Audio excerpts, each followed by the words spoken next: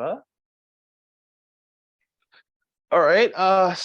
Good evening, everyone, or whatever time of the day it is for you. We're not all in the same time zones, but so my name is Ira Idle, and I wanted to organize this, I guess, semi-webinar to really talk about the history of the neurodiversity movement, because there are some recent happenings that have kind of unearthed some stuff, unearthed some details that have really, I'm hoping, will alter discourse in a more accurate and nuanced way than before. And we have some very special guests here, people who were actually there for the early days of the neurodiversity movement. So yeah, how about we kind of go around the room here? Emily, you're the first person to my right. Oh, by the way, I guess my pronouns are he, they, and I am a white guy with a goatee. I'm wearing square glasses. I have brown hair, and I'm wearing a purple shirt that says "Non-compliance is a social skill." So yeah, I guess just do that whole thing. But for the panelists, I guess talk about what exactly brought you to the neurodiversity movement. So I guess we'll start with Emily, since they are the first person to my left, and we can go from there. Hi, I'm Emily Titan. My pronouns are they, them. She, her, if you want to, but yeah, they, them. Okay, what brought me? I'm a white person wearing a baseball cap that's pink, that has a rainbow patch on it, and a black shirt that says "Never Again Action." And what brought me to the neurodiversity movement is kind of a winding thing. So I'll just say I was diagnosed in 1996. I met Phil at a Asperger's Association of New England meeting. And then I got sick of hating myself for being autistic. So I thought, let's look for a way I don't have to hate myself. And I found the neurodiversity movement, and then I kind of fell into it. And here I am. All right, awesome. How about you go next, Jean? Oh, okay. I'm Jean Kearns Miller. I have very fair skin, glasses, and gray hair. And I am 74 years old. And I guess I joined the ANI list in 1995 when my son was diagnosed with Asperger, and I started reading up on it, and I found out where he probably got it from. That would be me, and so I guess I've kept that contact with various neurodiversity groups ever since. So that's what, 25 years, a ways anyway, 28 years, something like that. Yeah, sounds close enough. And I actually, I met Jane in 2004 at Autry. So that's, and so I've also met, I think I've met Martine. I don't remember if we ever met face to face. But Phil, I know from Autry and visits to Boston and AANE. And I think we met up once when we were in Michigan. Oh, there you go. Yeah. So Martin, you're next on the thing. Yeah, Martijn, not Martin. Thanks. Martijn. Martijn Dekker. I'm 49. I'm autistic. I'm from the Netherlands, but I now live in England full time with my partner and our kids and my stepchild. And I never really meant to get involved in any movement. It's sort of in spite of myself that it happened. My mum found out about Asperger's syndrome on the internet when my life had crashed. And that's how I found out I was autistic. And I was a computer programmer. And so I went online. I was already involved in international communication, the technical, on technical matters.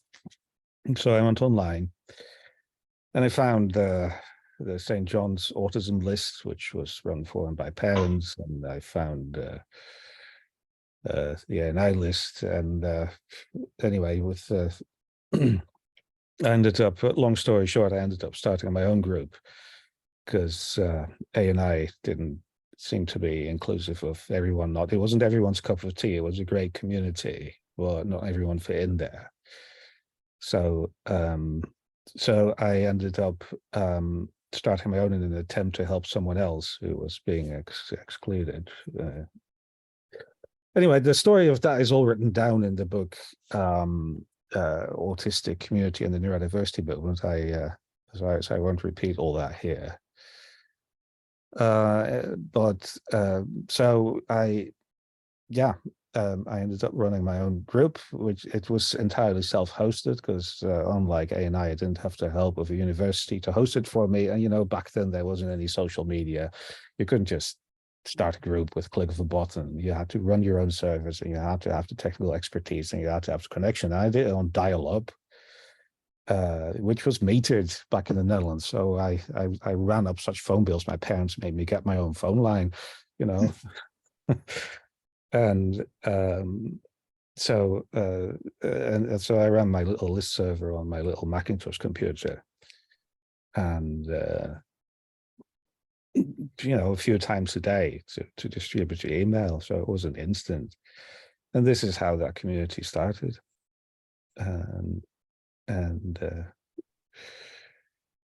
Yeah, what else is there to say? There were lots of interesting discussions going on there, and they ended up being influential, but I'm sure that we'll be discussing that as this webinar goes on. So I think I'll stop here. All right, cool. Phil, how about you? Well, I'm another adult diagnosee.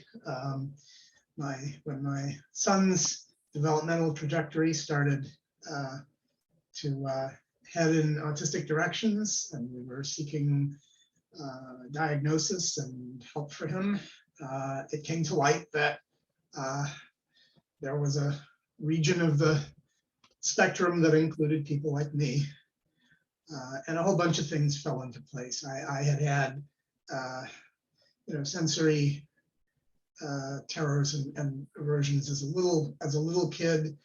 Still have some very strong gustatory aversions.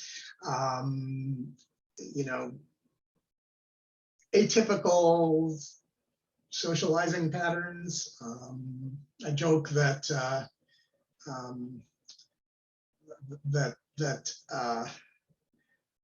I tend to think and speak in Henry Jamesian paragraphs, and unfortunately the world has an Ernest Hemingway attention span. So I'm also an academia brat. My father was an English professor. He was probably, in some respects, probably in the broader phenotype. My uncle as well, his brother. There were definite. One of my relatives on my mother's side would have pegged everybody's ADAR as sort of the archetypal Asperger adult. He was my cousin twice removed. The generation sort of, slipped a little bit, and he wasn't that much older than me. He wasn't my grandparents' age. He was much younger, probably about 20 years older than me, I would imagine. I'd have to go back and look. But so, things sort of fell into place. This was kind of the to make use of an unfortunately abused metaphor. All of the individual factoids and puzzle pieces sort of fit into this frame. No missing pieces, so we'll put that one to bed. That was the Autism Society of America's logo for the longest time. A child that was made of puzzle pieces with a piece missing. I wound up meeting the online community in the course of 1994, 1995. Also a computer programmer, was working at Fidelity Investments in their systems company at the time. This was before there was, every business was connected to the internet. There was several hops from any large gateway connection into Usenet at the time. But I found both the St. John's list and the ANI list, and a list developed by an Australian woman named Carolyn Sager. Back then, previous to a divorce, she was Carolyn Baird. And so, wound up connected to the online community, found Martine's list, joined it. Many years have passed since, and I spent time, several years on the Autreat Planning Committee, and on the board of what was then the Asperger's Association of New England, is now the Autism Asperger Network, I think is how they rebranded themselves after I left the board.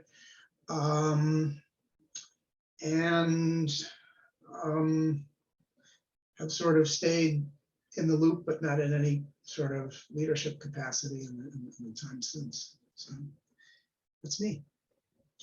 Pronouns he, him, his, and I'm a white guy with slightly graying brown hair and more gray white beard. I see. And now Jane, how about you introduce yourself? I think I've unmuted myself. So Yes. my name is Jane Meyerding. I'm an old white woman, lives in Seattle. The first time I got online was when the office that I worked in got computers, which was very new, and then got attached to the outside world. And I found a group of people with Tourette's, and I was on there for a while. And then someone there suggested that I might be autistic. Apparently I was behaving somewhat in that area. And then the first group I found was the parents group. And someone there suggested that I find another place. And I have found ANI. And I was there for a while, quite a while, I think. And Martine can tell me if his group started, if I was in his group before or after I went to Autreat, where I met Jean, and I think Phil, right? In 2004, yeah. Yeah. And since then, I haven't been doing anything useful, but I very much enjoyed meeting and being with other autistic people online. And I've been thinking about what it means and getting happy and upset about different things that I find online from people who are autistic, who are not autistic and who are autistic, to put it with the upset and happy with. And I'm very happy that I discovered why I'm who I am. And I'm she, he, because I'm too old to have found out that I'm not really particularly anything in particular except me. So I don't know what else I should say, except I'm happy to see you all. And I'm going to mute myself because I don't want when I sneeze to go in everybody's ears. Okay, fair enough. All right, so we've gotten to the introductions. I want to have a brief moment of silence for someone who I really wish could have been here with us, but there's no way, obviously there's no way it could have happened, and that's Mel Baggs, someone who is very instrumental to our movement's history. So I just wanted to take a second to honor that, and then go from there.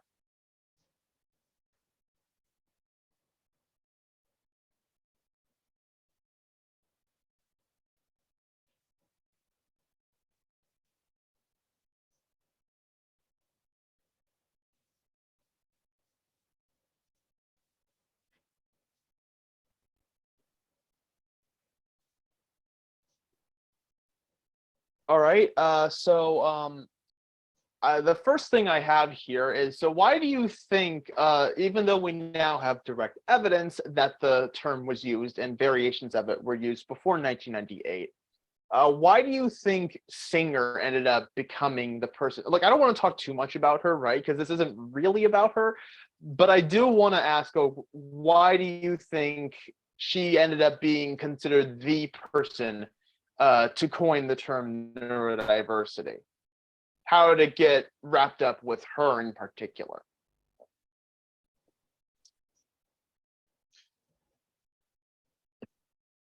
Well, I I think ask that anyone. Were you going to say something more, time?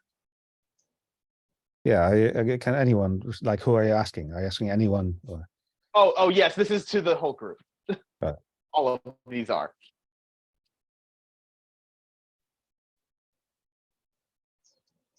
well, she was a member of my group, INLV, Independent Mhm. Living, Autistic Spectrum, and this is this is where those discussions happened that became the neurodiversity paradigm, and also on the ANI list, which was Yeah. they had somewhat different discussions. They talked about autistics and cousins, but as it turns out, the whole idea of neurodiversity, was sort of fully formed on my group as early as October '96. And I Yes. posted about it on my website. I got a blog article in which I found, there's an article I found a message by Yeah. a gay autistic man named Tony Langdon, where he Yes. just described the whole idea. And, it wasn't his original idea either. It's just the idea that we Yeah. all had. We were all becoming convinced of that. Yeah. I think Judy Singer joined in '97, and she identified as having AS traits, never quite. Yeah. And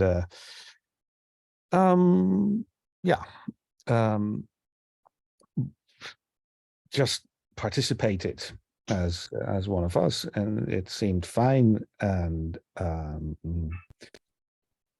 then at one point there was a thesis. I sort of barely noticed it until Yeah. but all of a sudden it was just there. I didn't know she was doing it. I knew that she was doing some work on it,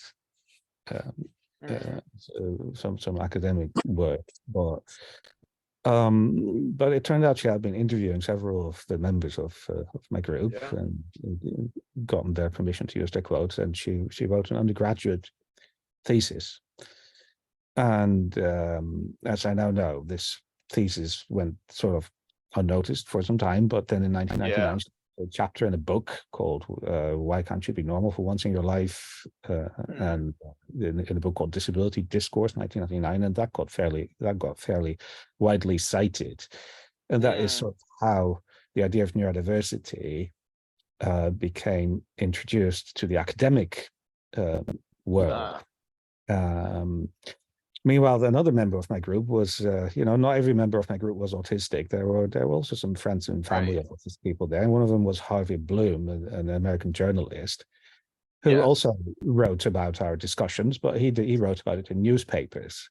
And in 1997, there was an article about my group in the New York Times, where Harvey Bloom used the term neurological pluralism, which is essentially the same, right? Yeah. And then in '98, he had an article out where he just used the term neurodiversity. I think it was in the Atlantic. Yeah. So Harvey Bloom is the one who introduced it into the mainstream, and so it wasn't just Judy Singer who did that. It was both. And I'm grateful to both of them for having done that. But Judy Singer in the 2000s went on to run a group called ASPAR, raised by parents autistic children, and she seemed to have disidentified as autistic then, because then she was Yeah. basically same as her autistic parent, and her whole the whole ASPO website is still available, and it's full of stories about how it is absolutely Yes. horrible to be raised by an autistic parent. Yeah. And it says this is what it's like to be raised by an autistic parent right there on the front page. So that whole site claims Yeah. that autistic parents are horrible and have no business parenting. Now, I'm an autistic parent myself these days, so I take that sort of personally, Yeah. as you might imagine. So there was that. And then after doing that, she disappeared for a long time. And then in 2016, Steven Silberman published his book Neurotribes, and Judy Singer also resurfaced, now claiming that it was all her idea to begin with. And that's to be perfectly honest, that pissed me off, because it wasn't. It was our idea. It wasn't anyone's idea in particular. Yeah. It was the autistic community's idea, right? Right. And but I couldn't really do or say much, because I had my own problems and my own disabilities, and also it would just seem like an attack. I didn't want to attack people. And then right. And then earlier this year, Judy Singer started claiming trans people aren't real. Right. The worst time possible. Trans women are trans femoids, and that she went full turf, trans exclusionary radical feminist, which is not really feminist anyway. I agree. Basically anti-trans bigot, and that crossed the line for me. And now I am telling the world that neurodiversity was never Judy Singer's idea. It doesn't belong to her. And right. So I wanted to have this said. I'm sorry if I ranted too much, but no, you're good. No, totally good. You're totally within your right to feel that way. I have trans friends, I have trans family, so this to me is definitely personal. Yeah, and in the United States, there's some really bad stuff going on with the trans community, so it's like the worst possible time too. Yeah, for it to happen. Well, and honestly, when you think about the UK, wow, I feel like Harvey Bloom might have done a little more to popularize it than Singer, because if the paper wasn't even recognized for very long, and you're talking about Harvey Bloom, who's a journalist, right? Journalists play a huge part in popularizing things. I just feel like if you really want to get in the nitty gritty, I feel like Harvey Bloom might have played a bigger role, if that makes sense, and popularize it than Singer did. But of course, the term never belonged to either of them, so I don't know if that's a super important distinction to make. And I have very mixed feelings about Neurotribes. I think it's a good book, but I do kind of feel like, I don't know if Steve meant for that to happen, because he did kind of drag Judy Singer out of obscurity. But a lot of harmful stuff happened after that. And there's a lot of other stuff to say about Neurotribes, but I don't think I really have the time to get into that. So does anyone else want to take that question? Yeah. I don't think Steve would have meant for a transphobic bigot to come out of the woodwork to claim neurodiversity as their own. Right. Yeah, and I mean, he's reblogged stuff that speaking out against her, right? So it is what it is. He was working with a group he was an outsider of, and I've seen other people have pretty scathing criticisms of it too, that he didn't really capture all the best sides of the neurodiversity movement. It's also a very long book. I think by and large, Steve, if you think of all of the outsiders who have studied or written about the neurodivergent population, Steve is probably one of the more respectful ones. Yeah, absolutely. At the same time, and in fact, almost time to undercut Steve's publication of Neurotribes. what are their names? Donovan and I can't remember her name. In a Different Key came out. And, Yeah. Yes. and, Yes. you know, they were, they some of their research or some of their information, their sources Yeah. were people that refused to talk to Steve and only talked to him. And you know, there was some, I think, some bad blood there. Yeah. And their book was much more non-autistic parent and family member oriented. Right.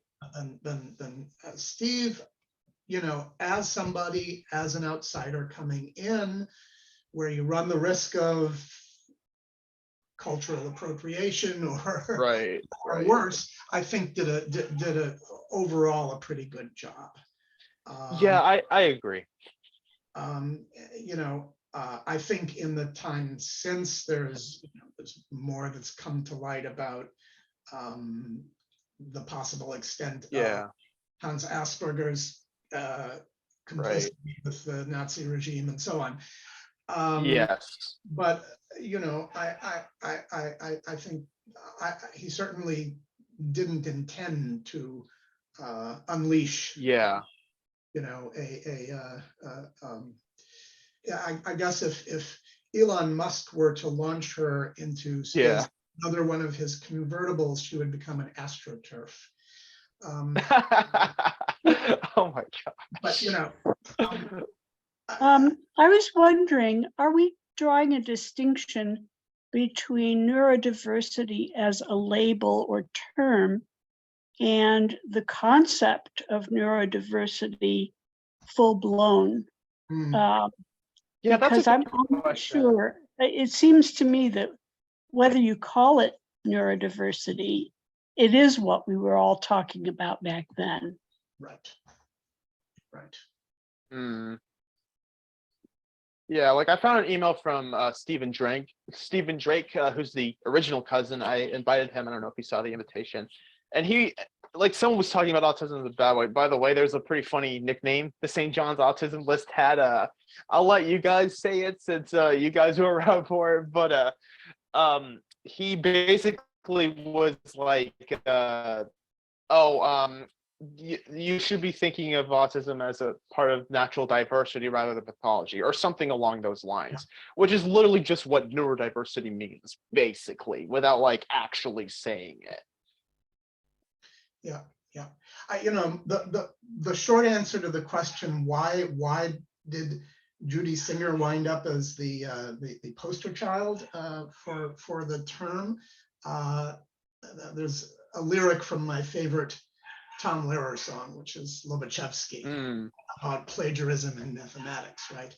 My name in Niepopadros will be cursed when he finds out I published first, you know, and that's essentially what happened. And unfortunately, I would, you know, I'd make a distinction between Singer and Bloom. I don't think Harvey.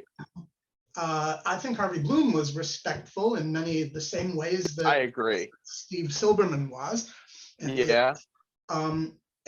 you know, I think Judy sort of gained people's trust and then turned coat, and you know, her Aspar group, and then her work with a group, unfortunately, also here in Massachusetts, called Families of Adults Afflicted with Asperger's Syndrome, FAAS. Yeah. I think I've heard the name. Yeah. She you know, she was a resource person for them, along with a family law attorney in Toronto who was actively engaged in representing non-autistic spouses of autistic parents in custody battles. So you know, there is a degree of malevolence there that I think, you know, was true of Judy Singer, that certainly was not true of Harvey Bloom. Yeah. Or later on of Steve Silberman. Right. Right. And honestly, even like a few years ago, before I really knew about all this stuff about Judy Singer, whenever I read her stuff when she talked about neurodiversity, I don't know if it's because I'm just not, I just don't understand academic lingo that well. But a lot of it just didn't make sense to me. A lot of it sounded very abstract, especially compared to when you would read stuff from Mel Baggs or Jim Sinclair or from one of you guys. Or Cassiana. That stuff all like made a lot more sense and was easier to explain than anything Judy Singer said. And it also felt like she kept like redefining, and she actually did do this on her blog. She like kept redefining what neurodiversity meant and kind of gatekeeping it and stuff. And I saw a tweet from her back in 2019 where she said, "Oh, I only meant neurodiversity for people who are high functioning or at Asperger's or whatever." When I mean, if you read History of ANI, Jim makes it clear that they allowed all kinds of autistic people in. And if you go back to there's video of Autry from 2000, or there's someone who uses a keyboard to communicate to be understood. I forgot the guy's name.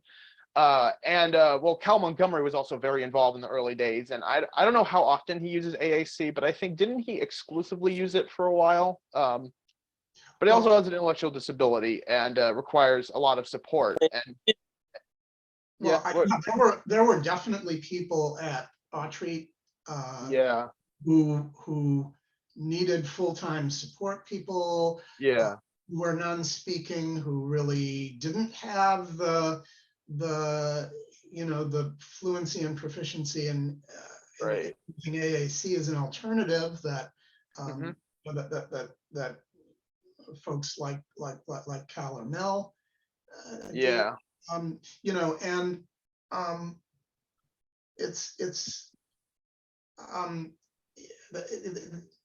This is another sort of example of or instance of turning coat, which is that she's now supportive of the cadre of parents of people with high support needs who think that they're somehow helping the world by coming out against against the autistic self-advocacy movement. She's finding allies and support there, and I suspect that's a large part of it. She's playing to crowds that are appreciative of her, and she's playing a lot to reactionary crowds, and those people like NCSA in particular is among them, and she hasn't worked with them specifically, but NCSA is basically the same as Voice of Reason, which used to have a much worse name. Well, she's probably starting a group now to support her against bad autistics like us, right? Yeah, I mean, you never know. I don't want to speculate that necessarily, but I wouldn't rule that out. And one more thing I want to say before I move on to the next question is that I was re-listening to some stuff last night in preparation, and something I find interesting is that there's been a lot of debate over the years about like who coined what, or whose concept is what, or whatever, and it's led to a lot of plagiarism accusations. I don't want to really get into that, and what I find interesting is I was reading back on History of ANI, and Jim talked about how Jim as well as Zinnia Grant and Donna Williams all had like their own, they shared made up words they had about things, even though they had never actually said those words to anyone else. And I just find that, I think like that's something that can very well happen. So Martine, you had your hand raised, so I'll let you go. Martijn, rhymes with design. Anyway, Yeah, Jean had a question a while ago about using neurodiversity as a label versus neurodiversity as a concept, and Yeah. on that, I would just like to say that as a label, it doesn't make a lot of sense. Many people use it as a Yeah. label, like talking about neurodiverse people, like, "Hi, I'm neurodiverse," but God, I can't. I don't like that word. It's too the whole niche. idea with diversity is that different people are different, and neurodiversity is that different people have different brains. So, Yeah. hi, I'm neurodiverse. I have 7 different brains, and they're all different. But it That would doesn't be make a lot impressive. of sense. So, and it is it was Cassian Asa Yeah.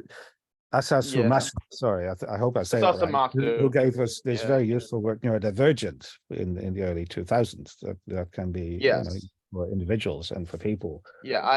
I like Who it are a lot. Yes. different. Yeah. So, neurodiversity to me is absolutely a concept, and a very inclusive one that includes Yes. all brain differences. The popular conception of neurodiversity is now basically that there's no such thing as a broken brain, but that's never what it was supposed to be about, because neurodiversity Yeah. includes all brain differences, including those that that are not optimal. Right. And it Right. is the Right. Absolutely. idea that neurodivergent people, and the notion of neurodivergence is equally inclusive, right? Cassiano was very clear Yeah. that it includes all brain differences. Yes. And she's had Um, to come out and like correct people constantly about it.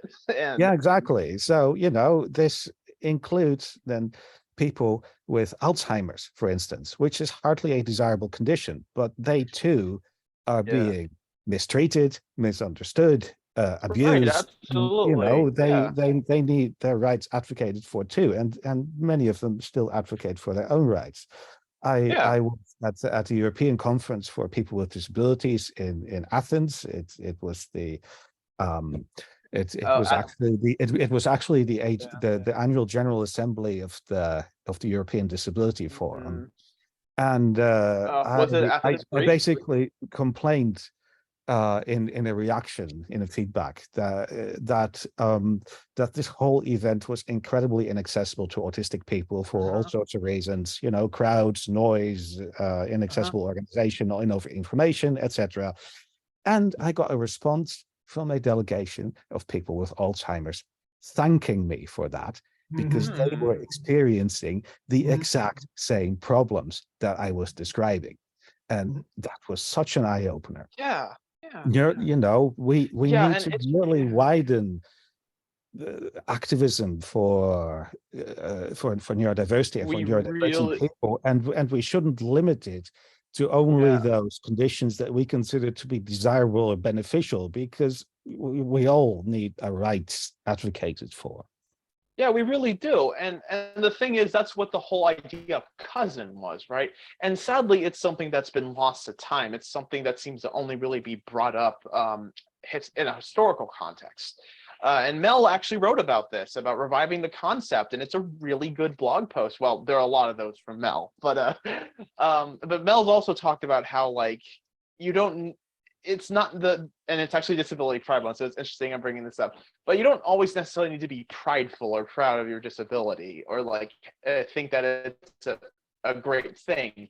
And pretty much that, like Mel's whole crux was like focusing on ending discrimination, because that's really what is more important at the end of the day: ending discrimination and presuming competence. And those were just like that stuff was like at the core of Mel's work. And I feel like a lot of people celebrate Mel now, but I don't know if they would have liked Mel if C were still around. You know what I mean? And calling out a lot of the stuff that I see. Um, that might just be me though. But yeah, I use cousin myself because I think, and whenever I like tell people, hey, you might not be autistic, but you're definitely cousin, they really appreciate that. And yeah, I mean, I think some of it has to do with athlete supremacy and things like that has been rampant through the years in the neurodiversity movement. But it really shouldn't be as autism centric as it is. And I feel a bit guilty sometimes for my work at Autistic Archive, centering so much on autism. But that is kind of what's been like considered the main character, if you will, of the neurodiversity movement over the years. I'm So really, yeah, I'm amazed that now there are more and more and more and more people saying that they are, as I am, odd HDD, odd, oh, odd yeah, I'm HDD. not. Yeah. I'm personally not a huge fan. Comorbid Yeah, ADHD and autism, and that's kind of flabbergasting, because I thought that the half of me that was ADHD was sort of like marginalized a little bit, but now many yeah, autistic people are saying I also am ADHD. So yeah. that's a good thing from my point of view. I think, yeah, I think actually a lot of people have, you know, significant concurrent, I don't like the word comorbid, Yeah, fair enough. concurrent conditions. You know, my son is probably more disabled by OCD than he is by Yeah, autism. So, you know, yeah, and likewise. you know, I've been very fortunate to have found medications that allow me to manage dysthymia, subclinical depression, and anxiety over the years. That, you know, so yeah, there are, and there's a whole range of things. There were people who I'm thinking back to years at Autreat, you know, Yeah, who had autism and Tourette's. There were right. a bunch of different things like that. I want to mention one other. We had a moment of silence for Mel Baggs. I Yeah, want to mention one other person who was a force majeure in her day in ANI. And within the Autism Society of America, actually, yeah, who was memorialized in the preface to the second edition of Jean's book. yeah. I think I know this. And Yes, yeah, there's another completely somatic concurrent condition in her case. It was celiac disease, which she had never had properly diagnosed until well into her 50s, I think. You know. Oh yeah. She actually, Patricia Crawler, I think lived near me. I forgot this. I live in Atlanta, Georgia. Yeah. So yeah, she was around that area. Wish I got to know her, but it is what it is. But yeah, there is a memorial for her on ANI. Yeah. Well, she also didn't move to Georgia till a few years before her death. Right. She had lived in Nevada or Kingman, northern Arizona. Arizona. Yeah. Which is in the middle of nowhere, in the middle of the desert. Yeah, but she became active in Georgia right away. Yeah. But she really wasn't there for more than a couple of years, I think. During her heyday, though, Yeah. Georgia chapter of the Autism Society had several autistic board members and officers. That's cool. It was really pretty impressive. Yeah. And they had an executive director who was non-autistic, but Yeah.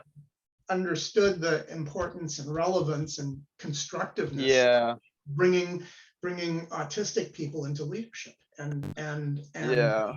working with them, and you know, that was something that really hasn't been reproduced elsewhere in ASA, as far as I know, in all the time since. Yeah. I don't think they're active anymore in Georgia. No. This was in the early 2000s. Yeah. Okay. So, all right. So, the next thing I wanted to ask is,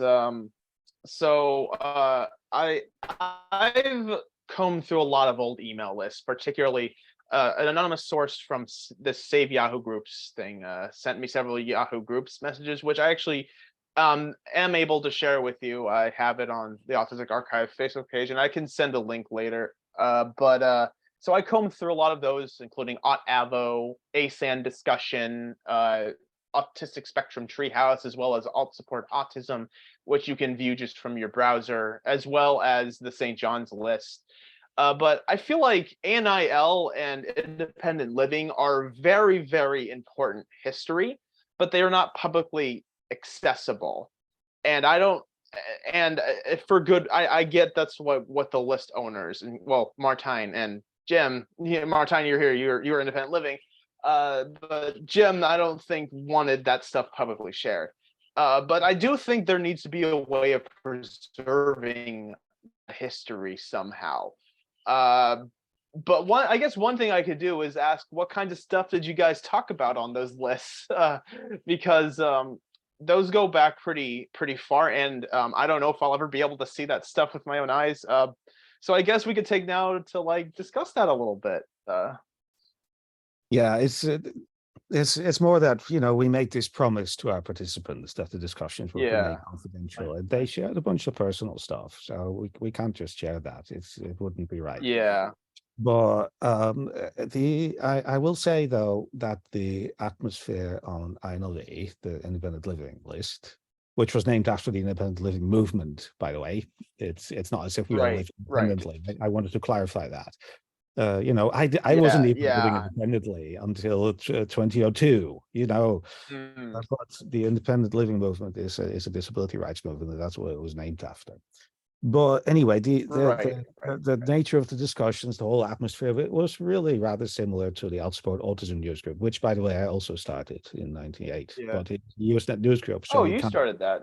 Yeah, I did. But you can't own that. Right?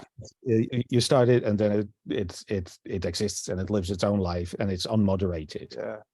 So, but it was a really good community for a long time, nonetheless, just because of the people who were on it, and the discussions that they were having were very similar to what you would find on INLE, the independent living list, or a bit less similar to the ANI list, I would say. But I think that the thing you get a good idea from reading that group's archives.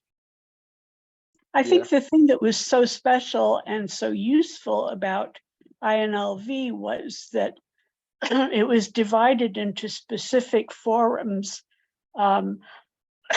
excuse me, for particular reasons. Like, I can't even remember what some of the forum labels were.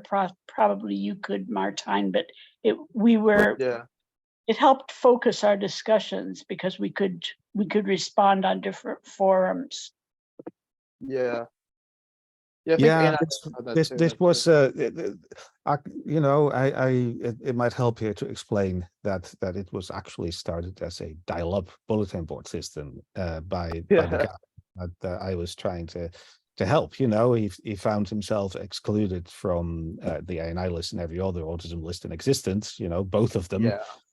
So you know, a couple of people said, why don't you start your own? And he started this BBS, but it went nowhere because BBSs were on their way out, you know, dial-up bulletin board systems. But actually, I and Phil dialed into that thing, and I dialed into it from the Netherlands experience. And it sort of fizzled out. And then I said, okay, you know, I know what to do here. And I've described all that in my book chapter, right, in Stephen Kapp's book. So I found me some list server software, and as luck would have it, internet provider started in the Netherlands that allowed you to have unlimited email accounts on your own email server and all that on dial-up.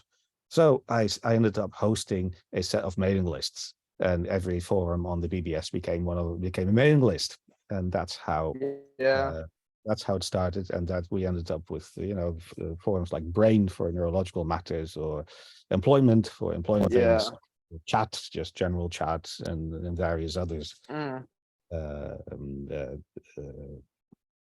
It more or less worked. I ended up simplifying it after a number of years because it was actually too much. But it was the norm. It was the norm for bulletin board systems to have forums. You know, they always had multiple forums on it. So that was nothing new. It's And mailing list. Actually, the ANI list had something similar. It didn't use Yes. multiple email Right. addresses, but it had topics, It had right? topics. You would put a little Yeah. tag in the subject line. And so it was basically the same thing. So it wasn't particularly special, to be honest. It was just implemented in a certain way that was sort of unusual, where each, on my group, where each topic was actually its own separate list, and it actually considerably added to the workload of managing it all, because I had to subscribe the people not just to one list but to a whole bunch of them. Right. But yeah, Yeah. I want to mention Yeah. one. I want to mention one interesting list. This was built by Yeah. Martin for one of the members of the community, who actually was a link to the Alzheimer's community, because she was a chaplain to Alzheimer's. Hmm. That's Mary Margaret Britton Yearwood. Yeah. I've heard the name, yeah. And She has a great book out on Amazon.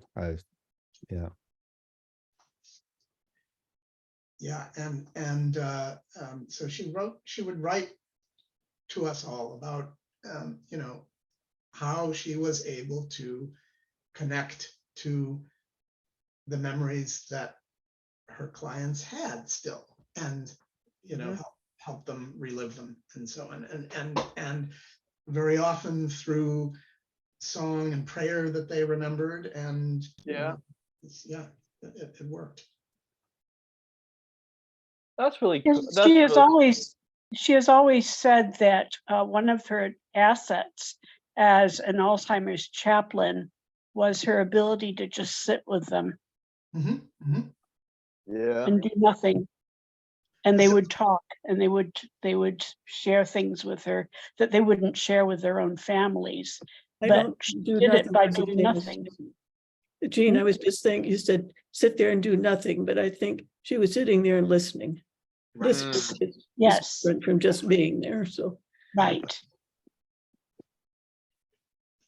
I see. That's an autistic strength, though, isn't it?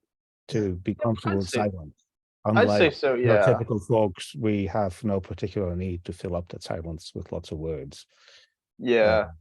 That to me was an absolute revelation it wasn't until I started my group in 96, but it wasn't until 98 I actually was together with a group of autistic people for the first time in real life, and that was actually at a conference in Sweden, and this included an American autistic man named Dave Spicer, who has written Yes. online as well. Yes, I invited him. I don't know. He was in the room there, and it was him and me and a bunch of other autistic people, and I've never felt remotely so comfortable with other people that I didn't know in my life. Yeah. It was such an eye opener. Yeah, and that's part of like what made events like Autreat so special, right?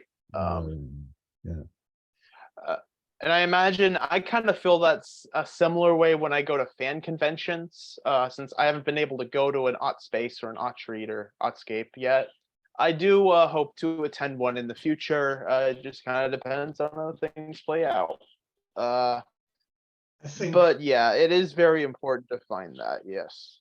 I think Martijn and the rest of the Autscape crew deserve huge props for sustaining the Autscape conference. Yes. Pandemic. Here in the States, in the aftermath of Autreat, we're still not quite ready to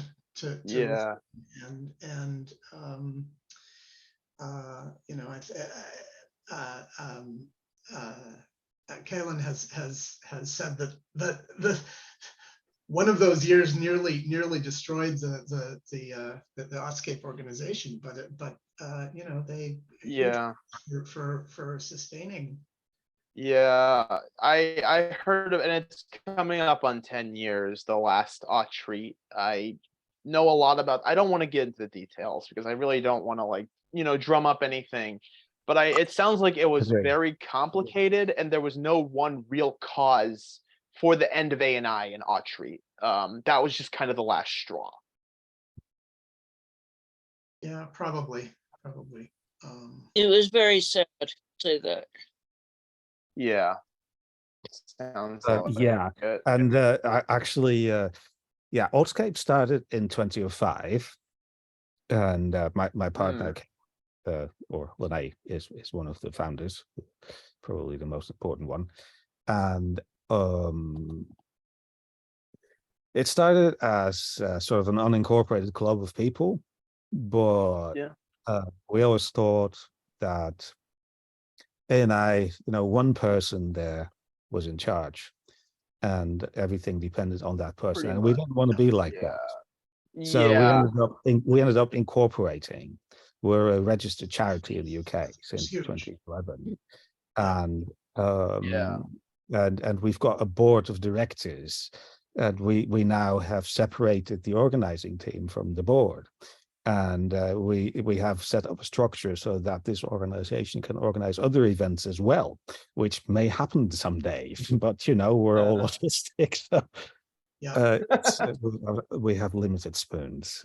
But anyway, it's a possibility, and it has worked, because once you create rules and policies and an organization, you create a certain amount of institutional inertia. This is not completely a good thing, but it is a good thing in that it keeps the thing rolling. And we know we've had our difficulties, but we get through them. And next year, and I'm so proud of that, will be a 20th Artscape. Applause to that. Yeah, so I genuinely hope that some of you can make it there, because that would be really special to see some of you, especially. I think ANI was a very important organization for sure. And we actually had some important inputs from Jim Sinclair in the beginning. Yeah, well. but it also sounds like there were some limits to it. And it sounds like a small, at least part of the reason as to why ANI was disbanded is because you had organizations like the Autistic Self-Advocacy Network and the Autistic Women Non-Binary Network already, doing on the ground work, and had that inertia you were talking about.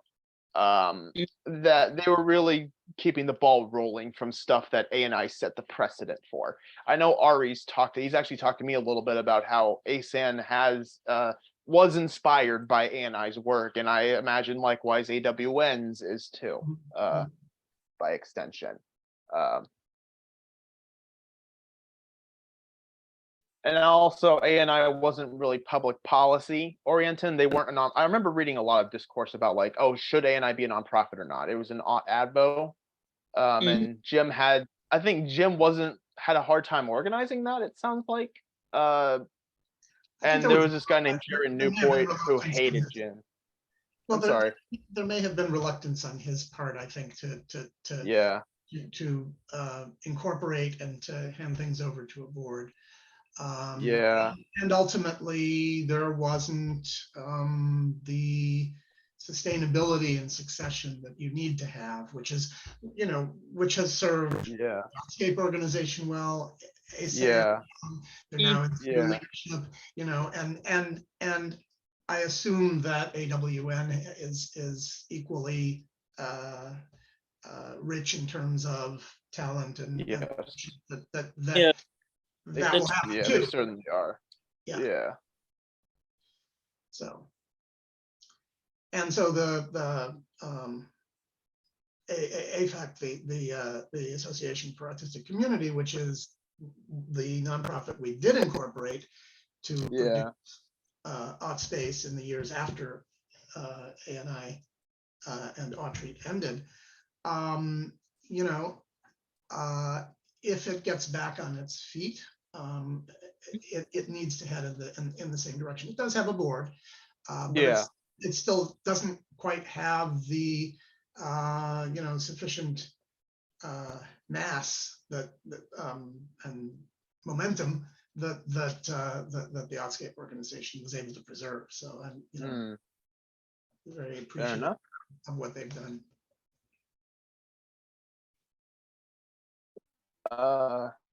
So I think like a kind of second part to this. So, oh, actually, I guess like I'm just gonna kind of move forward with it since I don't want to keep you guys for too much longer, but there is a little more.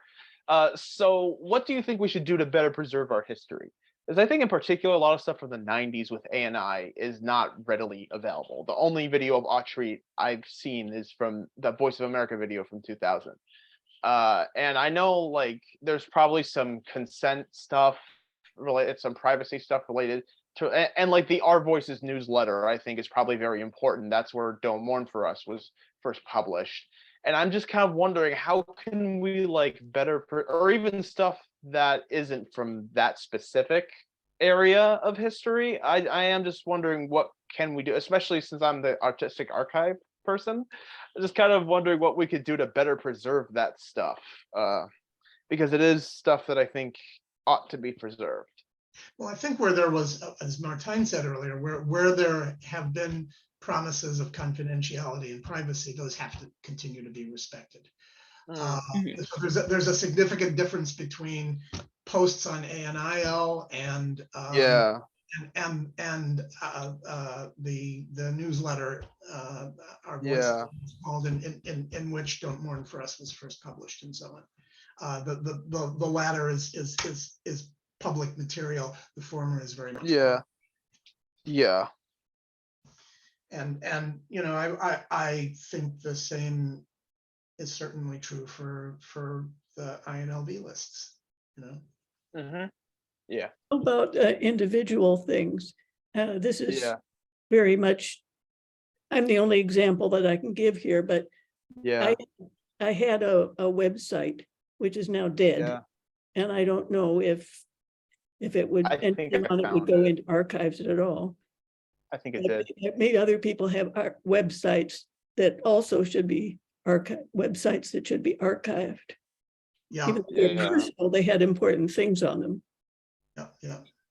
So Martijn had his hand raised. Those are definitely public facing Yeah. media. So Yeah, actually, that neatly ties into the point that I actually wanted to make, which is that you know, the members of our groups publish things, and even on the inlv.org site now you find several essays by our members, and I don't think the exact content of the mailing list discussions at the time, like I don't think their importance should be exaggerated. Much of it was personal. You know, people talked about their lives. They talked about the problems they were experiencing. It was a support group. That's It wasn't good to know. all. It wasn't all like, let's develop grand ideas. In fact, that was very little of it. Yeah. Would you say the Yahoo groups was more that? Yeah. So, you know, it's Okay, which thankfully I lots do. and lots of personal stuff, people making friends online, people talking about their problems, you know, occasionally having a good rant about neurotypicals, you see, and a lot of humor and just basically figuring out how to be autistic in a way that actually works, but on a much more personal level. You see, we weren't so activist actually. And we didn't think we were creating great new ideas. It just kind of happened. Yeah, and you know, like Bill Shozer was a member, and he popularized, you know, and we started noticing lots of us had trouble recognizing faces. So then Bill Shozer created an online book called Face Blind, which was also based mostly on discussions on my group, and it was the first online publication of face blindness. So you see, there's a lot that history has been preserved as well in a much better way than raw group discussion.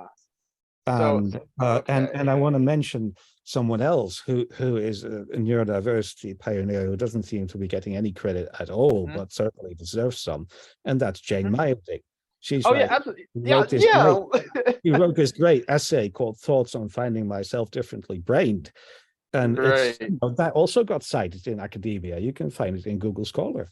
And so that's been influential as well. And it has certainly been very influential on me. And, you know, and there are certain people who just seem to be a stabilizing factor wherever they go, you see. Always sort of exuding peace, and Jane, Yeah. Jane has always been one of those people. So I can see I that, in yeah. your introduction, Jane, you said you said you haven't done anything useful, but with respect, I couldn't disagree more. Yeah, I also disagree. So, Yeah. Okay. So it sounds like I'm not like, and the public and I, or the youngins, I guess, we're not like missing out on the holy grail of neurodiversity history here, right? no, But you're not. You're not. It's out there. okay. The important things are out there. And if you want to know what our discussions were like, the ones on Alzheimer's autism are public, and they are very, very similar. So honestly, you can get a very good idea. Okay. That's good to know. And I'm guessing with ANIL, it's kind of the same thing. It's not like I'm missing like a massive treasure trove that's like buried thousands of feet underground. It sounds like it's just kind of more of what I already have access to. Yeah, I think so. Okay. But I do think Phil would be more like qualified to talk about that. I do think if any footage from like the earlier treats or any of that stuff ever surfaces, that would be very well worth getting a look at, because I think like part of why I started Autistic Archive is I have a fascination for finding old things and uncovering stuff. Like I've been wanting to search through my attic for a while to see what old stuff from my childhood is there. I really like the aesthetic of the old internet.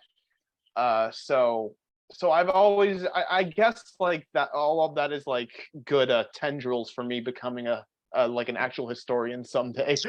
But yeah, I like it. I like the feeling of old or secret stuff being uncovered.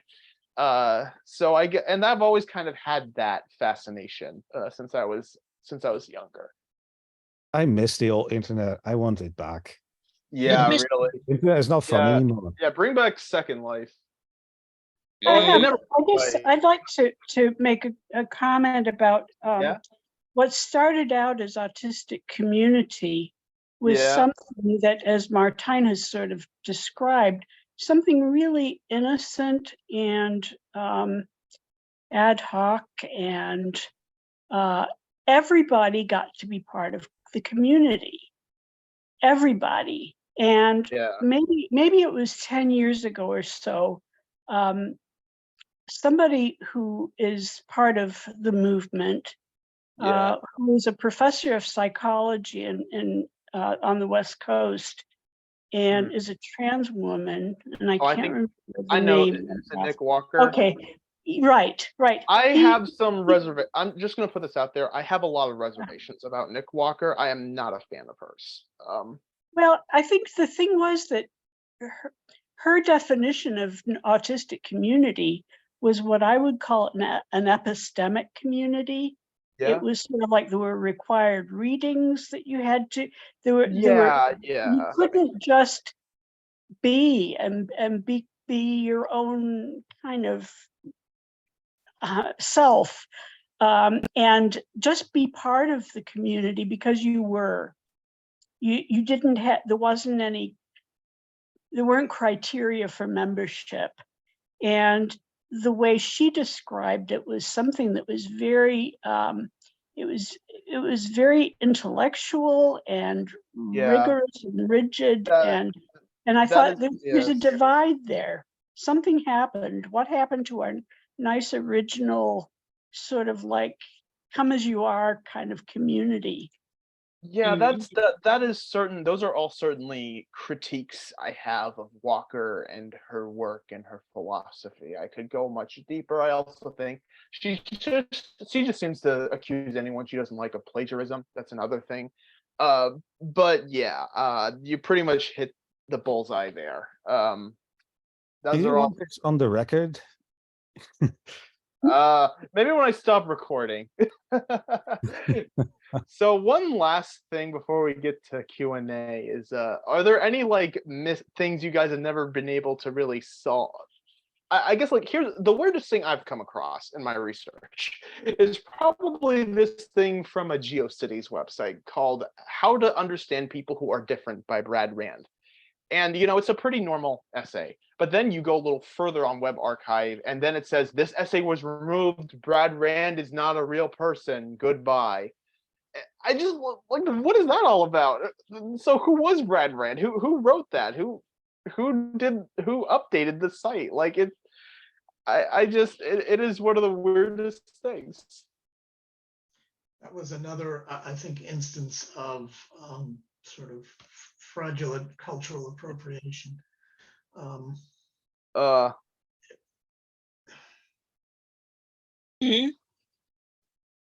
Yeah. I see. And one of the person you were talking about, Martine, went under several names. Who was on several email lists. I do kind of wonder how that person's doing nowadays. Because I feel like if he kept changing his alias, like, could he still be active in autistic spaces and none of us know? I doubt it, because he was in his 50s back in the Oh, 90s. he was. So, Oh, okay. but anyway, I sort of that was did not half joking, communicate by with the way. him anymore when he joined.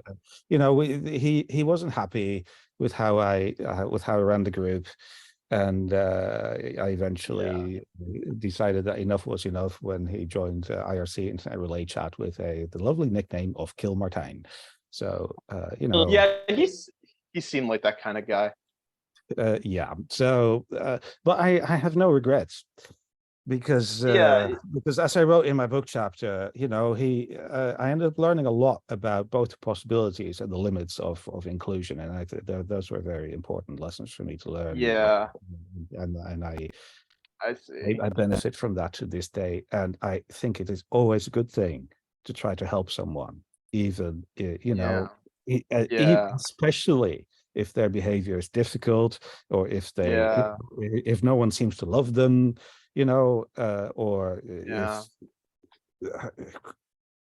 if criminal behavior is one thing, but just we're not all nice, you see. We're not all definitely not cute, we're not all pretty, we're not all pleasant, and I think we all should get to be here, you see. Yeah, and that's the thing. Like, if certain, like, the people on TikTok or whatever learned about some of the neurodiversity movement's history and read a lot of stuff I've read, they might be like, "But why do you celebrate these people? They said X, Y, and Z." And that's kind of what I would tell them, is that, like, these were all people, like, even historical figures were all like actual people.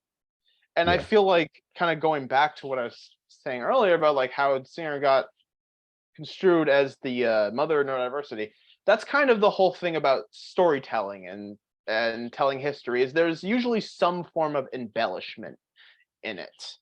And that embellishment can become much more exaggerated on time as the tale continues to be told. So I think and I think it's also just how modern social media is, where someone is either Jesus or Hitler, I guess. And that's also just a very activist space thing.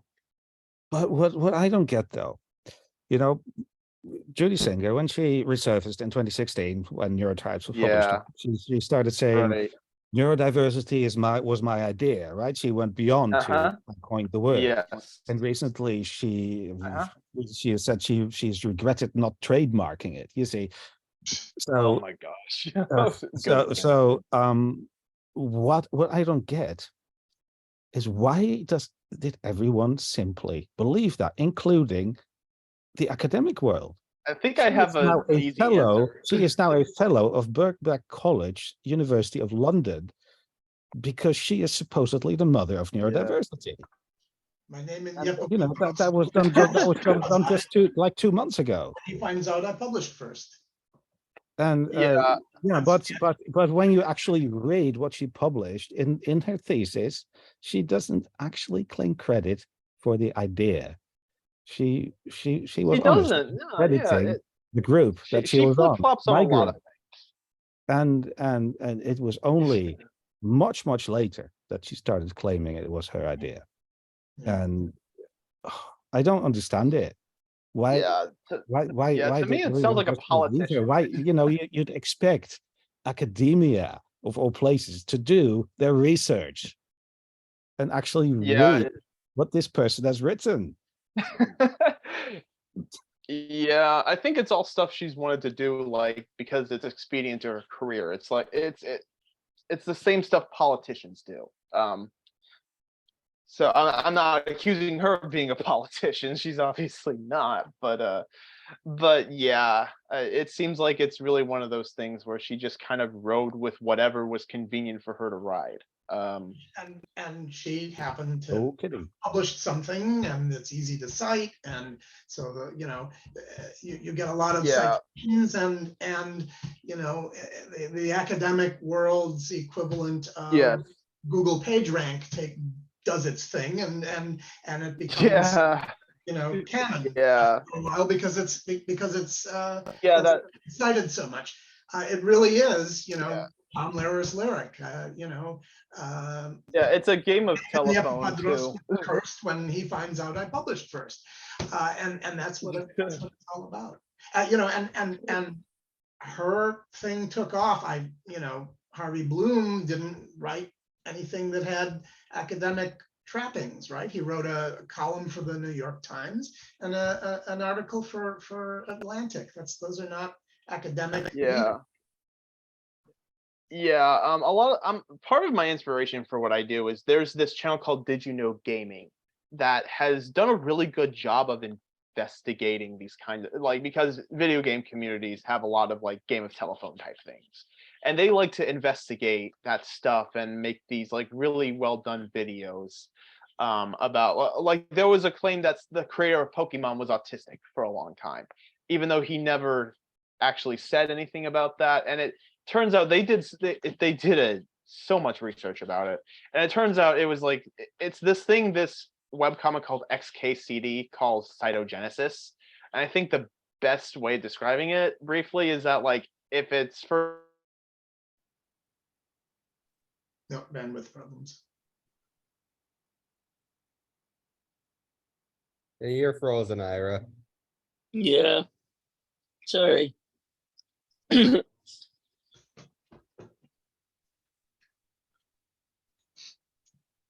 I mean, I think it still could be true that Satoshi Tajiri is autistic, but there's no actual official confirmation of that.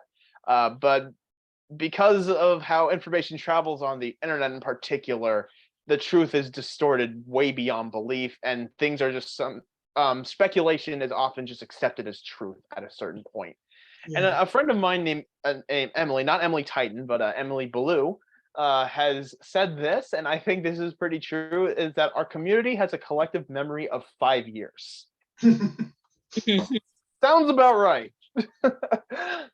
And I think some of this is because many activists come and go. There are a lot of people who have just gone off the grid, Jim included, but even some more recent people who have just kind of gone into the recesses of, who are now just living, happily living their own lives away from the world of autistic self-advocacy. So yeah, I think that has some to do with it, and I really try to do what I can with Autistic Archive, but I can only go as far as I can go. I have to say, I'm quite impressed with what you've managed to dig up so far in terms of all websites and all that. I mean, I took a look at it. It was a real trip down memory lane. So thanks for that. Thank you. So Mike, Ava, and Rebecca, Eli, if this is your turn, this is your part where you guys come in. So if you guys have any questions for the panel here, now would be a good time to ask. Sure, I have a question. I'm sort of, I guess, familiar with the contemporary autistic movement in the US, but I would be curious in learning a little more. Obviously it was Autism Network International and Martine, you're over in Europe, and Singers in Australia. So I'd be curious in learning sort of kind of how international these conversations were in coining neurodiversity And obviously that's, Europe, the American, and Australia is not the entirety of the world, but it Right. may be more international than is part of my, immediate autism circle now. Right. Exactly. Well, I think one thing for sure is that the largest amount of it happened in the English-speaking internet connected world, right? Yeah. Now, granted, there are huge populations of English speakers in parts of the world that were not part of this. So, for example, India, but I would say within ANI, we had within that community, we had people in Australia and New Zealand. Some places where English was not the primary language. A number of people throughout Europe, Israel, and Japan who were Yes. involved at various times. But primarily, I would say the Anglophone internet-connected world was where a lot of this took place. Yeah, and I think a lot of that has to do with how the neurodiversity movement has unfolded and why it's been so focused in the global north and very because the people who had access to the internet back in those days and still do are typically much more privileged people, right? But anyway. Well, I think it's not a global north thing so much, because there was certainly participants in the movement from Australia, New Zealand, I think some as well from South Africa. But again, it was the Anglophone internet connected world, where a lot of this took place, I think. One of the longtime supporters of ANI was an IBM employee from many years who was French and lives in Nice, France. And for my wife's 50th birthday, we took a trip from Nice all the way down through the Pyrenees to Barcelona. And we were able to meet him. I don't know if any of you remember Paul Trehin, Trehin. He had a son who was speaking and very, he had invented his own world and city and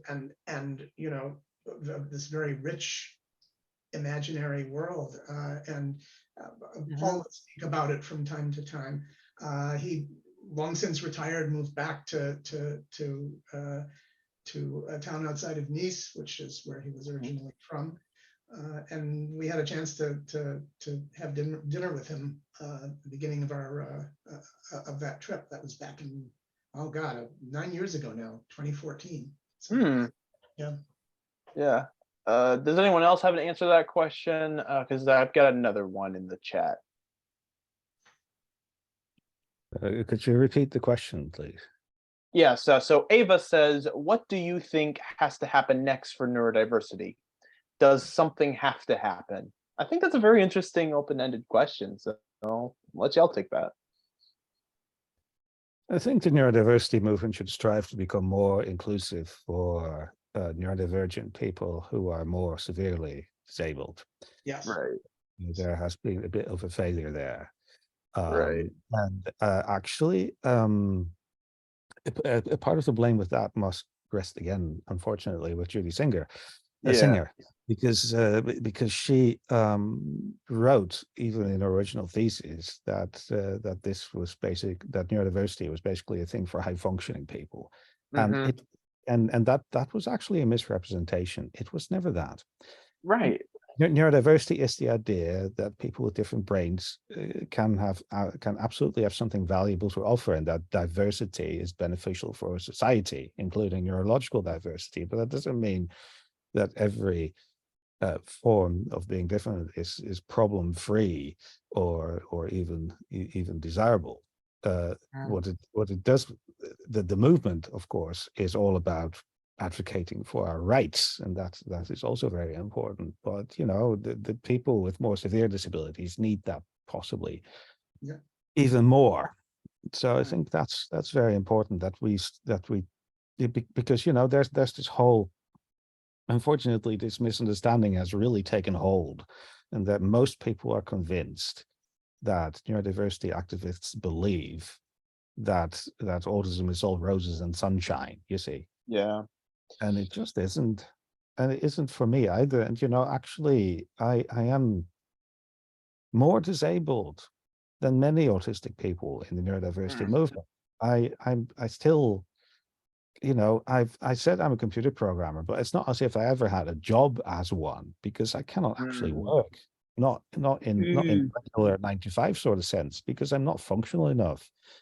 And when I do function, it is intermittent, so you can't hold down a job that way.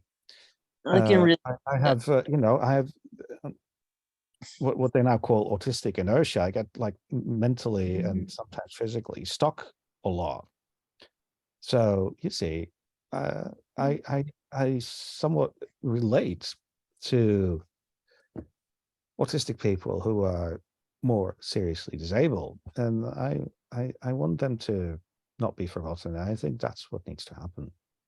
I think it's interesting that in the United States, the disabilities movement seems to be getting more inclusive with people who are not visibly disabled, which includes people with in our head. And that was the whole, I think if we can bring with us into the disability movement, as Martijn has said, the people who are mentally or brain disabled in different ways, don't have to say I'm autistic in order to be part of our larger movement. And I want to say, Martijn, I'm glad to see you again, because it's been so long since you came to Seattle and I got to see you then. Likewise. I'm glad I could make I'm that really happen. glad to see you as well. Yeah. I'm glad I could make that reunion happen. Thank you. But yeah, I think I mean, it's gotten better over the years, the neurodiversity movement crossing over with the greater disability rights movement, but there's been hesitancy from both sides. Because the neurodiversity movement, you have the ASPE supremacists and stuff who are like, well, it's not a disability. We're mutants. We're Aspergian mutants, you know.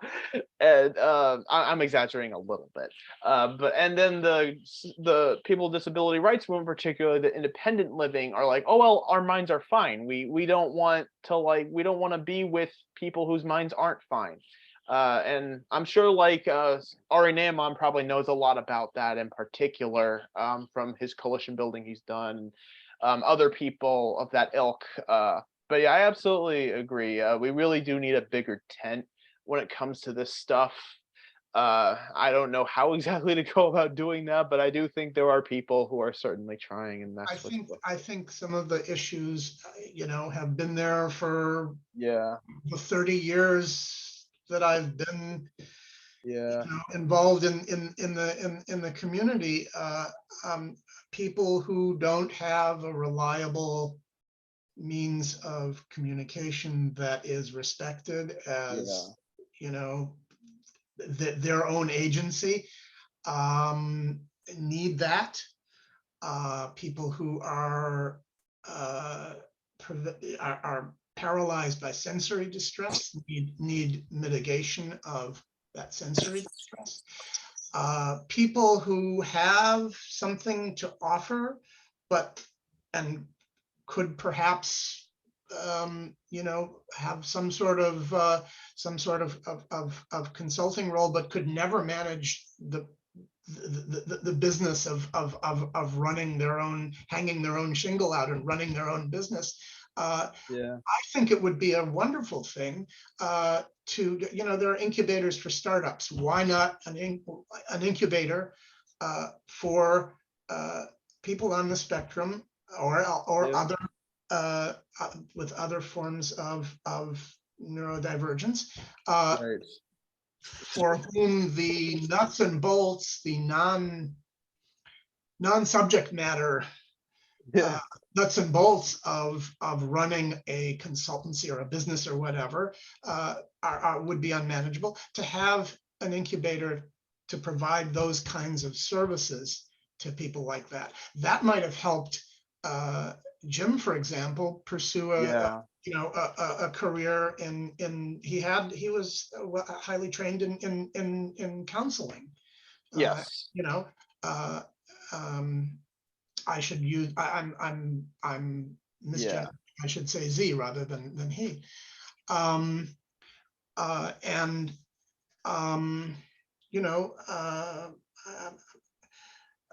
My daughter is to some extent in that category potentially, in terms of what she might be able to do with that kind of infrastructure support and supply. That's something that organizations that have some means, like ANE or others, could actually do. And that might be something that I would be happy to help make happen if I can find counterparts who share the vision. Yeah, that sounds like a great idea. And I think, Martijn, you talked about this in Avo or the Treehouse group, but I think it was before ASAN started that you talked about how there should be a greater neurodiversity organization that really is like self-advocacy for all forms of neurodivergence. And I do wonder, like, don't get me wrong, I have a lot of respect for what Ari and Scott did with ASAN, but I do wonder how things would have developed differently if they had focused a little more on that when building ASAN. I mean, they've grown. They can certainly always continue to like do that or do that in general. But I do think that's a great idea. And I think something like autistics.org is something we sadly are sorely missing, because that was something community run that people did in their spare time and stuff. And it had a lot of like not like monetarily initially, it didn't seem like, but a lot of like, there was a lot of support for independent advocates and stuff. And a lot of the stuff on there was just really good. Like I don't know how exactly to describe it, at least right now, but I have so much good stuff to say about autistics.org, and I just feel like we could really use something like that again. When I was I taught at a community college, and one of the things that some students and I put together, and it kind of wobbled along, because at community colleges, students come and take the courses they need and then they leave. So it's very hard to have any kind of continuity. But we put together the Neurodiversity Project, and it was part self-advocacy, part fraternity, so to speak. But we really tried to include everybody, all the things that we call mental illnesses. We had some people who are psychotic. We had learning disabilities, TBIs, autism, OCD, just people with diagnoses all over the map. But they all had to do with the brain, and they all had to do with stigma, and they all had to do with executive function problems. People who have depression have executive function problems. So those seem to be the three things that made us able to cast a wider net than the usual distinction, for example, between mental illness and neurological challenges. When I ran a student organization in college where it was called Neurodivergent Advocates of Kennesaw, it was Kennesaw State University, and I made sure to like include people and invite people who would qualify as cousins. And really, like, I think it keeps going back to that. Like and I think it's the whole debate surrounding self-diagnosis, by the way, the concept of cousins pretty much eviscerates that debate completely, or the necessity for that debate. Because like, if someone can relate to an autistic person or otherwise disabled person enough, like, shouldn't that be enough for them to be invited to the table? right? And I don't know. I could repeat over a million times, but I really do think the concept of cousins actually needs to come back. Oh, yeah, absolutely. Absolutely. Yeah, in the autistic community, I agree. Yeah. But it's you know, for the wider neurodivergent community, it may not be as useful. I think. Yeah, there's certainly. I think the word neurodivergent and neurodiversity are more useful there, to be honest. Yeah, there's certainly discussions to be had about that, but I think like what matters is that like those discussions actually happen. You know. Mm-hmm. I mean that's how this movement started, right? That certain discussions were had. So Yeah. anyway, do you guys have any closing thoughts or anything before I end the recording?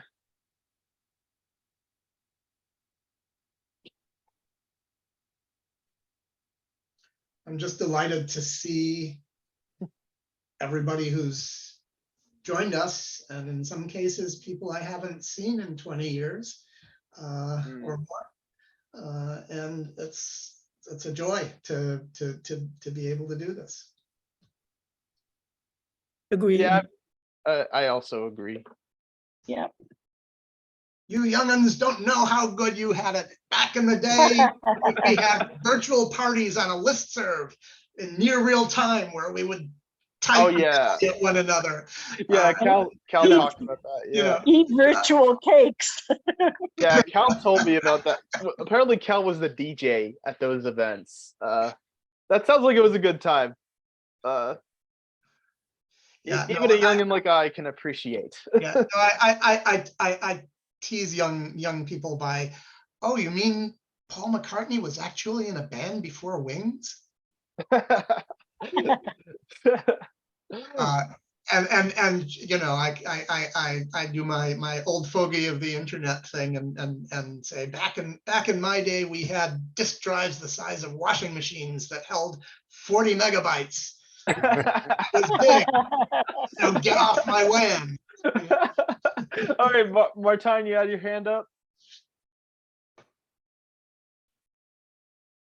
I'd just like to use my hand to draw attention to the fact that I think that Jane and Jean wanted to say something because I noticed them unmuting.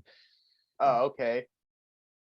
Yeah, I was just thinking about my TRS-80 operating system on a cassette, on an audio cassette. Oh, yeah. I'm old enough to know what VHS tapes are, so just barely.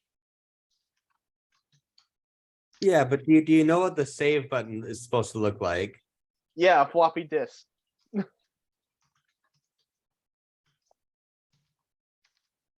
But thanks for asking. Stringy disk. I like that. Like string cheese. Stringy disks, yes. The first time I got working on a computer, the job I had, the first thing I did was delete everything from memory. Mm. I expected to be fired immediately, but fortunately the boss at the time was more humane. There is something to realizing, you know, I'm 74 now and I simply don't believe it. I'm not, Yeah. I can't engage with it. And yet I have to realize that my days of initiating things are pretty much over. And I don't mean, I don't mean because of my waning capacity. Well, yeah, my capacity is waning, but I also don't have the drive that I used to have. And I think maybe some of my fellow geezers here would feel the same way, that we had a certain drive 20 years ago that we don't really have anymore. Yeah. I'm definitely gonna get to that point eventually. But it's okay. I think I'll be ready for when that day comes. Don't rush it. Yeah. I agree. Yeah, I'm still pretty young. Though it's weird. I feel old sometimes, but I guess old for 25, if that makes sense. Well, I know what you mean. I remember feeling that way at your age. Yeah. Yeah, Mhm. in some ways, I've never been young. Yeah. Yeah, it's kind of part of being disabled. I was one of those who talked like a little professor when I was a kid, Yeah.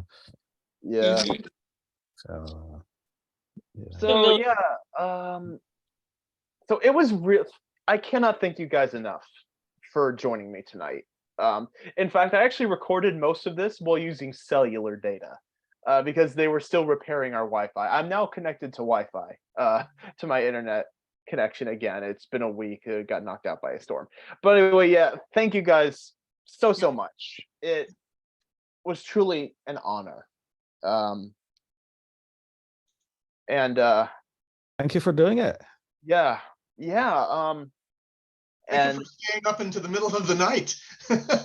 yes, seriously, like It's probably exhausted. 3 in the morning. Staying here now. Yeah.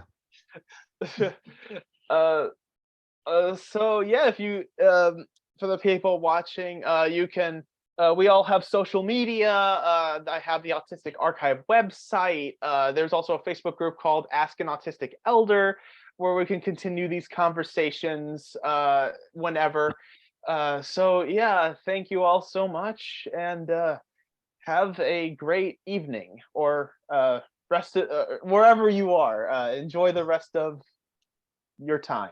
All right. Hey, everybody. Bye. So Everybody.